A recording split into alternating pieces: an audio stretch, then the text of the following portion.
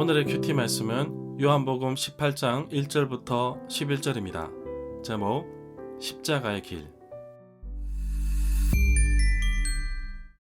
먼저 앞뒤 문맥을 살펴보겠습니다. 요한복음 17장은 예수님의 대제사장적 기도입니다.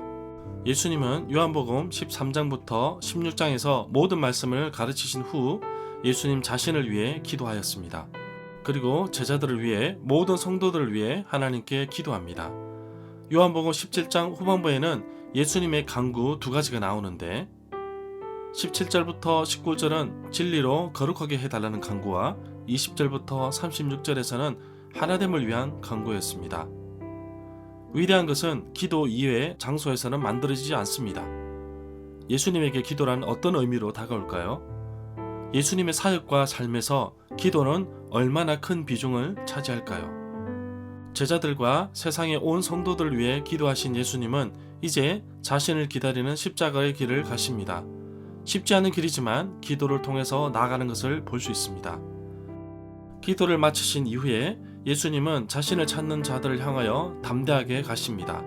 로마 군인들이 예수님을 체포하는데 구원을 이루시기 위한 고난의 길입니다. 마태복음 26장 47절부터 56절, 마가복음 14장 43절부터 50절, 누가복음 22장 47절부터 53절, 요한복음 18장 1절부터 11절에 나옵니다. 문단을 나눠보겠습니다. 1절부터 11절은 내가 그 사람이다. 1절에 보면 예수님께서 제자들과 함께 기드론 골짜기 건너편으로 가셨습니다. 기드론 시내 골짜기는 예루살렘 동쪽에 있으며 예루살렘 성읍과 감람산 사이에 있습니다.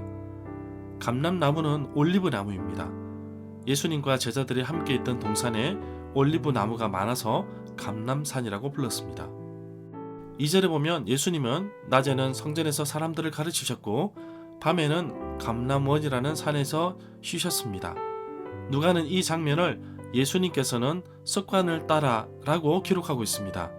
예수님은 늘 습관에 따라 이곳에서 기도하는 삶을 살았습니다. 제자들도 함께 동행하는 모습이 있습니다. 3절을 마태복음과 비교해보면 마태복음에서는 대제사장들과 백성의 장로들에게 파송된 큰 무리가 왔는데 칼과 몽치를 가지고 있다고 기록하고 있습니다. 요한복음에서는 성전 경비병들이 등불과 횃불과 무기를 들고 왔습니다. 이 구절에 등과 횃불이라는 말이 나오는데 금요일 해가 뜨기 전 아직 어두울 때라고 볼 수 있습니다. 4절에 보면 예수님은 자기가 세상을 떠나 아버지께로 돌아갈 때가 이른 줄 아셨습니다. 그래서 예수님은 세상에 있는 자기 사람들을 사랑하셨는데 끝까지 사랑하셨다고 말씀하고 있습니다. 예수님은 체포되시는데 자신이 의식적으로 자유로운 의사로 이 길을 맞아들였습니다.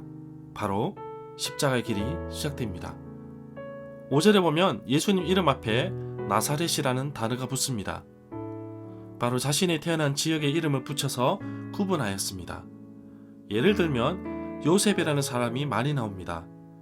아리마대 요셉이라는 사람은 아리마대 출신 요셉이라는 사람입니다. 유다 역시 성경에 많이 등장합니다. 그래서 가룟 출신을 구분하였는데 바로 가룟 유다로 구분하고 있습니다. 9절에 보면 이렇게 말씀하시는데 예수님께서 이전에 아버지께서 나에게 주신 사람을 나는 한 사람도 잃지 않았습니다 하신 그 말씀을 이루려 하시는 것입니다. 예수님께서 이 말씀을 요한복음 17장 12절에서 하셨습니다.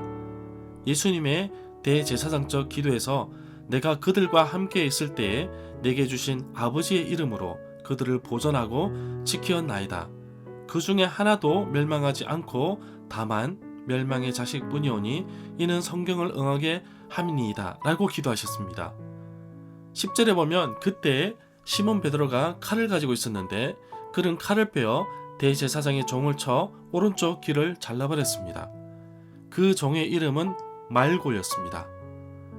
요한복음에서만 대제사장의 종의 이름이 말고라고 기록되어 있습니다. 누가복음에서는 예수님께서 그 종을 치료해 주셨다는 것도 덧붙이고 있습니다. 11절에 보면 예수님께서 겟세마네 동산에서 기도하실 때 이 잔을 내게서 지나가게 하옵소서. 그러나 나의 원대로 마시고 아버지의 원대로 하옵소서 라고 말씀하십니다. 예수님도 십자길이 결코 쉽지 않았던 것을 알고 계셨습니다. 그러나 온 인류를 구원하시고자 하는 하나님의 뜻을 순수히 받아들이셨습니다.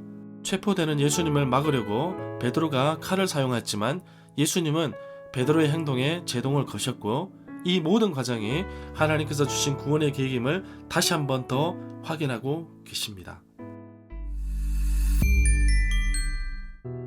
절마다 상세한 설명, 구절 해석, 핵심 내용과 중심 줄거리는 네이버 블로그에 올려져 있습니다. 내게 주시는 교훈입니다. 베드로는 자신이 칼을 사용하여 예수님의 체포 과정을 막으려고 했습니다. 그러나 예수님은 이 행동을 그의 충성심으로 보지 않았고 이 모든 과정이 하나님의 구원의 계획에 있다는 것을 말씀하고 있습니다. 때로는 주의 일을 하면서 내가 스스로 일을 처리하려고 해결하려고 달려들 때도 있었습니다. 내 방법이 옳고 정당하다고 할 때도 있었습니다. 그러나 하나님의 방법은 나의 방법보다 앞서시고 내 생각보다 하나님의 생각이 더 앞서신다는 것을 보게 됩니다.